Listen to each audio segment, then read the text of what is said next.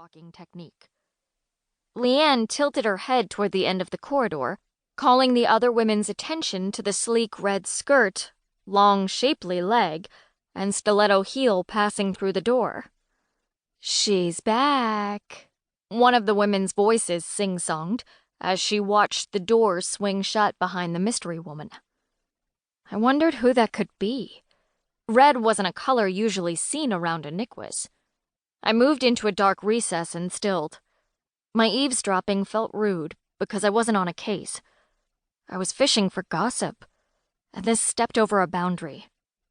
"Yep, I saw her too. Scarlet Vine the Divine," the brunette Sharon snorted.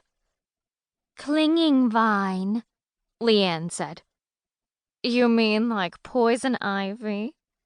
The women laughed, and Sharon reached out to punch the up button with an impatient finger. "I heard Lynx is coming in today, too." Leanne's hushed tone pulled the other women's heads into a tighter huddle. "Me?"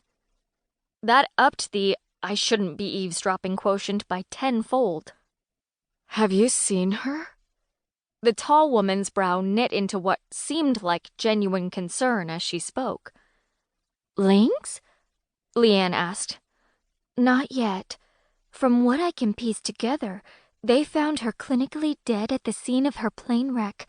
Strike Force had to shock her back to life.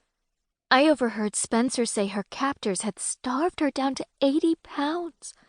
Just a lifeless bag of bones by the time our boys got to her. She wasn't even recognizable the day she was rescued."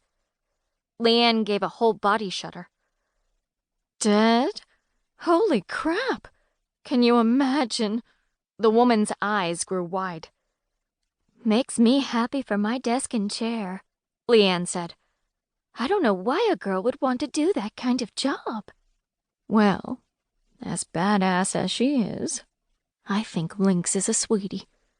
Sharon's whisper was barely audible. I had to strain to hear her from my position behind the directory. "And I was all ready to hate her, too. Scarlet sets a bad precedent for spy girls." "That's for darned sure," the woman said.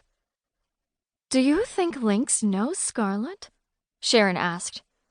"If she didn't know her before, she's going to soon." Leanne raised a finger to her lips with a shh. "Spencer assigned Striker Rheas to Scarlet's case. They're partnered as a husband and wife team." She gave an exaggerated eye roll and adjusted her purse strap up higher on her shoulder. Spencer was one of the 3 owners at Iniquus. If he personally assigned this case, then the file was classified, and I wouldn't learn a darned thing about it. Or Scarlet. Leanne was committing a security violation just by discussing it, even here at headquarters. "A close contact assignment with Commander Rheas? Scarlet's dream comes true," the woman said, disdain coloring her voice. "Like every woman here at Iniquus doesn't have that dream." Sharon raised a single perfectly arched brow. "Not Lynx," Leanne said. "No," Sharon agreed. "She probably hasn't even noticed she's working for a demigod. She's been too busy battling it out with the bad guys." "That girl's life is jinxed," Leanne said, turning her head as the elevator thudded down. They waited for the guy to roll his dolly out of their way. "More crap has happened to Lynx than any human being I know." "Why? What do you mean?"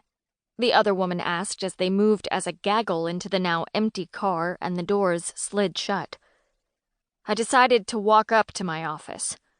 As I took the steps 2 at a time, I replayed their conversation. Scarlet Vine. I had never heard anyone talk about an operative with that codename before. I wondered which organization she worked for. Well, Stryker would be undercover somewhere. Scarlet and Stryker assigned as a married couple. Huh.